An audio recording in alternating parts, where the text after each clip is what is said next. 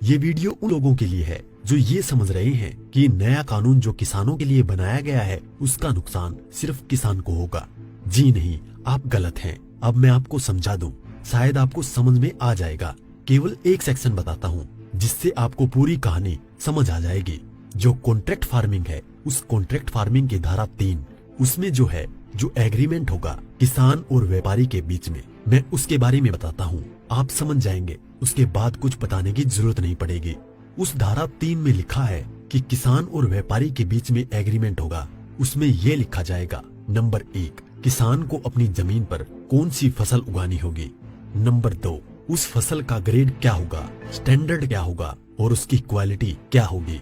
Number 3, उस फसल को उगाने के लिए जो बीज होगा, जो खाद होगा, जो कीटनाशक होंगे, जो मशीनरी होंगी, जो तकनीक होगी, उसे वो व्यापारी जिसके साथ समझौता हो रहा है वो देगा।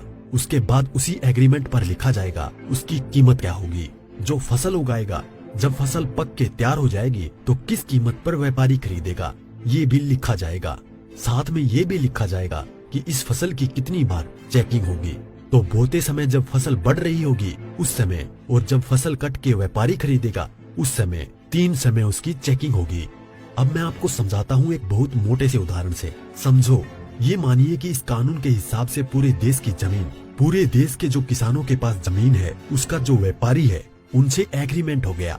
व्यापारियों से एग्रीमेंट होने के बाद सारी जो फसल है वो कहाँ जाएगी, व्यापारी के घर में। इसका मतलब ये हुआ कि सरकार के पास खरीदने के लिए एक दाना नहीं बचेगा। सारी की सारी फसल व्यापारी खरीद के ले जाएगा। और व्यापारी कितनी फसल खरीद सकता है, पहले उस पे प्रतिबंधता थी।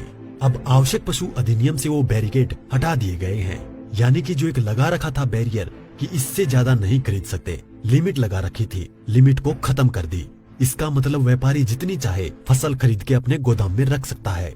अब मानिए कि पूरी फसल किसान से व्यापारी के घर चली गई, तो आप थोड़ा सा पीछे आइए। 2013 में इस सरकार ने संसद में कानून बनाया था इस देश के गरीब लोगों के लिए। 82 करोड़ गरीब लोगों के लिए नेशनल फूड सिक्योरिटी एक्ट यानी राष्ट्रीय खाद्य सुरक्षा कानून के तहत 82 करोड़ लोगों को 3 रुपए किलो चावल, 2 रुपए किलो गेहूं और 1 रुपए किलो मोटा अनाज देना था। अब मैं आपसे सवाल पूछता हूँ, अब समझिए, आप सब कुछ जब सारा अनाज व्यापारियों के पास चला गया, सरकार के पास कुछ नहीं है, तो सरकार इन 82 करोड़ लोगों को कहां से अनाज दिलाएगी, पहले तो ये बताएं। इसका मतलब जो 82 करोड़ गरीब सरकार की मदद पर निर्भर था वो खत्म हो गया। मतलब आप कह रहे हैं कि किसानों के खिलाफ बिल है, किसानों की भलाई की बात कर रहे हैं, किसानों के खिलाफ लोग समझ रहे हैं। नहीं, ये पूरे देश के खिलाफ है। इससे 82 करोड़ गरीब खत्म। देश में 5 लाख जो राशन की दुकानें हैं वो भी खत्म। 5 लाख राशन की दुकानों में कुछ रोजगार भी मिलता होगा, वो भी खत्म। अब इसके बाद आप आ जाइए कि जब किसान को सारी चीजें, जो खाद भी है, बीज भी है, कीटनाशक भी है, मशीनें भी हैं, तकनीक भी है, वो व्यापारी जिससे समझौता हुआ है वो ही देगा। तो जो व्यापारी ये काम करते हैं, कोई खाद बेचता है, कोई बीज बेचता है, कोई मशीन बेचता है, तो कोई कीटनाशक बेचता है, वो व्यापारी भी खत्म। तो आपने व्यापारी खत्म कर दिए, गरीब मजदूर खत्म कर दिए, और किसानों को आपने बंधक बना दिया, मजदूर बना दिया, गुलाम बना दिया। कैसे? अब मैं बताता हूँ। जब किसान की जमीन पर एग्रीमेंट हो गया तो किसान चाहकर भी अपनी जमीन में मानो मक्का बोए हुए है, मक्के से एक बूटा तोड़ के नहीं खा सकता।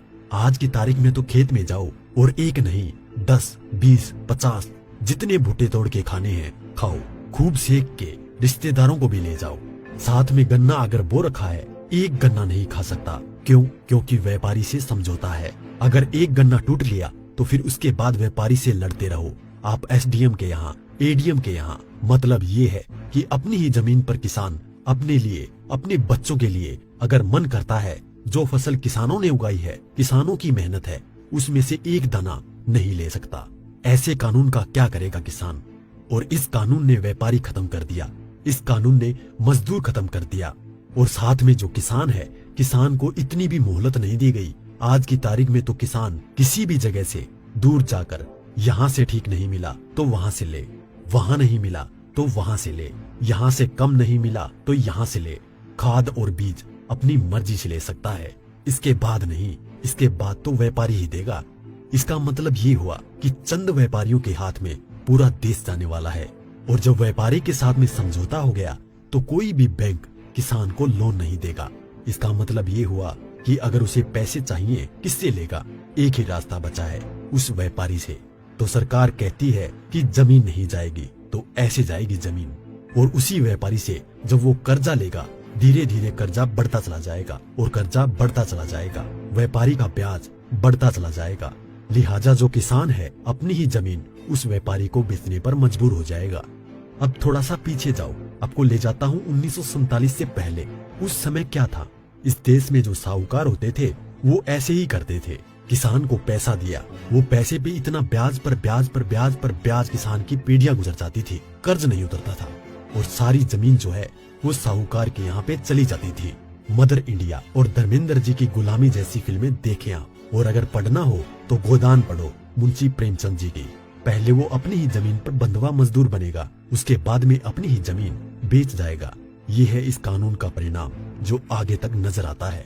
इसलिए ये कानून पूरे देश को तबाह करने वाला है। अब एक चीज और रह गई, उसे भी बता दूं। जो मध्यम वर्ग के लोग जो आज रोटी खा रहे हैं, जब व्यापारी सारा अनाज अपने गोदामों में बंद कर लेगा, तो वो जो आज उसने लिया जिस दाम पे उससे 6 गुना 7 गुना 8 गुना दाम पर बेचेगा। तो जो मध्यम वर्ग के लोग जो घरों में बैठे हैं, उनको इस आंदोलन में बाहर आना चाहिए। जो अनाज, ये आटा 20 रुपए से 25 रुपए 30 रुपए किलो मिल रहा है, वो ही इस कानून के लागू होने के बाद वो आटा, वो अनाज उन्हें 50 से 6 गुना दाम पर मिलेगा। 100 रुपए, 125 रुपए, 150 रुपए किलो मिलेगा। तो असर किस पे पड़ेगा? एक भी व्यक्ति नहीं बचेगा जिस पर इस कानून का असर ना पड़े। इसलिए मैं कहता हूँ कि ये किसानों के विरोध में नहीं है, देश को तबाह और बर्बाद करने के लिए है। इतना सब कुछ पता होने के बाद भी अगर आप किसानों का साथ नहीं देते हैं तो आगे आपकी मर्जी।